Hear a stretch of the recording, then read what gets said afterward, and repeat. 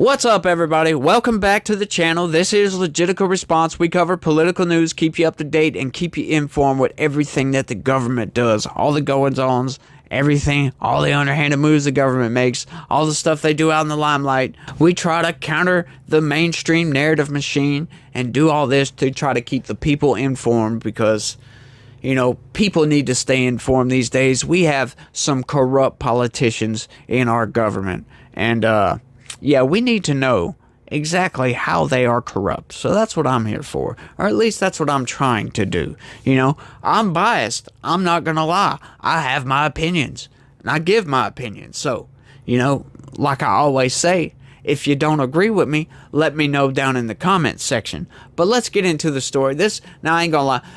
This story I'm about to cover is not something that I normally do. But yeah, I got to cover this one, y'all. This one's just derangement out the wazoo, if you will. So, if you don't like Trump, this ain't the video for you. But maybe it is. Maybe you have a good argument that might just change my mind. The Bible does not need Donald Trump's endorsement. Democratic senator condemns former president's $60 God Bless the USA Bibles. Yeah, that's right. There's an entire news article of some racist senator from Georgia, an entire story of his rantings and ravings of his Trump derangement syndrome. Check it. Senator Raphael Warnock has criticized former President Donald Trump for selling $60 God Bless the USA Bibles. Warnock, a pastor, said that Trump's actions were not surprising given his history of commercializing sacred items. Now, what do you mean by that, commercializing sacred items, right? Now, I ain't gonna lie, when I saw that Trump was selling $60 Bibles, I'm like, oh man, that's kind of pricey for a Bible. However, you know, that just kind of went into my mind and right back out of it. You know, that Trump's a businessman. He sells all kinds of merchandise, so naturally, why not sell Bibles, right? But when I saw this story, I'm like, okay, this is Trump derangement syndrome for sure. But, you know, just to do my due diligence, if you will, I went on to Amazon and just did a cursory, you know, search right quick.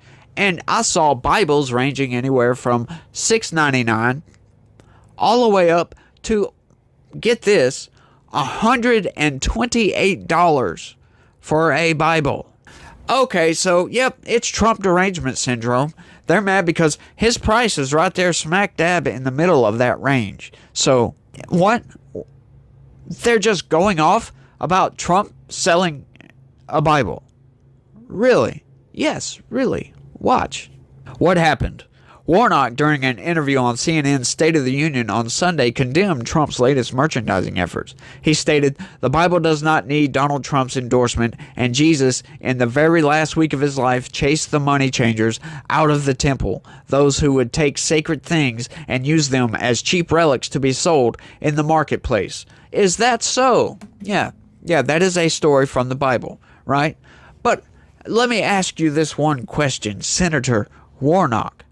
How come you are not going after Jeff Bezos for having a retailer sell a $128 Bible? How come you're not going after all these other retailers who are selling Bibles? Oh, it's because you don't like Trump. Using magic to explain logical inconsistencies is tight. Yeah, it is. That's it. So you're gonna demonize a guy for selling a product and not demonize somebody else for selling the same product. Now, do you see why a lot of conservatives and a lot of people on the right and even centrists see the left as completely deranged? Are you starting to see where we're coming from here? But it gets even better. Warnock further added, "The sad thing is that none of us are surprised by this." Of course. This is what we expect from the former president, pointing out Trump's history of branding and selling other items like steaks, sneakers, and real estate training school. Wait, so, yeah, okay, so he's always sold stuff, so now he's selling something else. Huh? Where's the criticism? Despite the Bible sales not contributing to Trump's campaign funds, the former president is likely to benefit from the licensing agreement as stated on the Bible's website. Why it matters. Trump began promoting the Bibles on social media shortly after a New York State appeals court reduced the bond amount he had to post to halt the enforcement of a $454 million civil judgment from corporate fraud to $175 million, right? Yeah, that whole fraud, they call it fraud, right? Is it really fraud, though? A lot of people that look into this case will look at that and say, no, that's not fraud. It's essentially equates to Trump wanting to get a loan and using one of his buildings as collateral and says, here, this is what I think this is worth, and you go ahead and do your due diligence and tell me how much of a loan you'll give me based off of this. So they went back and they disagreed with his valuement, with what he valued that property at, and gave him a loan for a lower value. How is that fraud exactly? Nobody can explain that, but Letitia James will get on national television and say, oh, well, Mar-a-Lago's only worth $20 million, conflating the tax assessed value with the market retail value. Yeah, it's just so she doesn't look like an absolutely insane idiot. Yeah, she'll conflate those two things because most people will just take that and run with it. It just blows my freaking mind the lengths these people will go to justify their derangement. The decision followed Trump's earlier acquisition of a $91.6 million bond to delay the enforcement of an $83.3 million verdict against him for defaming author and advice columnist E. Jean Carroll, who accused him of raping her in a department store dressing room in the late 1990s. This one was also some BS. Notice they said accused. They didn't say convicted. Well, if he's not convicted, why is he having to pay this much money? Yeah, because they just wanted to bleed Trump dry. We know the details of that case. If you don't know the details of that case, basically, she was claiming that Trump, in the middle of Manhattan, right, in front of a busy department store, drug her into a changing room and raped her right across the street from Trump Tower, or from, I forget what it was. I'm sorry, y'all. Like I said, I have recall memories. Sometimes certain things just don't pop into my brain because I'm not scripting none of this. I'm just doing it right off the top of my head. So I do make mistakes, and I apologize for those mistakes. But it was all complete BS. And we knew that. We watched the court proceedings. We saw it was BS. But no, he got to pay the money anyway for defaming her, for calling her a liar and all this other stuff because, well, let me guess, she lied. Yeah. He never raped her. I'm sorry. Trump's move to sell a diverse range of products, including Bibles, sneakers, and perfume, has been described as unprecedented for a presidential candidate, experts say. This approach has garnered both criticism and attention, with figures like former Rep. Liz Cheney suggesting that Trump should consider reading the Bible's verse on adultery. Yeah, that's funny coming from Liz Cheney, right? A professional politician who never lies and has never done a bad thing in her entire life. Yeah, the pot's calling the kettle black on this one. They say it's unprecedented for a presidential candidate to sell stuff. Now, when you think about this for a second, okay, most presidential candidates are career politicians. Trump is not a career politician. He is a businessman. A real estate mogul. You know, call him what you want. He's not an angel. That's for damn sure. He's definitely not an angel. And I have my criticisms with Trump. But when I see this derangement, I just can't keep my mouth shut. Because, yeah, Trump had some bad policies when he was in office. He did a lot of dumb things. I don't like drone strikes. He did a lot of drone strikes. Extrajudicial assassinations of generals from foreign countries, of enemy nations that we are not at war with. You know, taking out ISIS, yeah, that was kind of a good thing. I don't like terrorists. That's why I don't like Hamas, and I'll never be on the side of the Palestinians, because the vast majority of the Palestinians support Hamas. They voted Hamas into power. So how can I feel bad for these people? I do feel bad for some of the people. I'm not going to lie. I don't like what Israel's doing. But that's just a base criticism, as they shouldn't be killing women and children. But, you know, at the same time, they've got enemies all the way around them. What are they going to do? All these enemies want Israel to be wiped off the face of the map. Yeah, I don't like that a lot more than I don't like terrorists that want to kill Israel. You know, it's like the derangement, though. It just blows my freaking mind with some of these people. And I always find it hilarious when politicians try to call out other politicians for being corrupt or bad or evil or something like that, because it's like, hang on, you have to be corrupt to be a politician these days. You can't be a good, upstanding person. Now, I know there are some good politicians out there. They're very few and very far in between.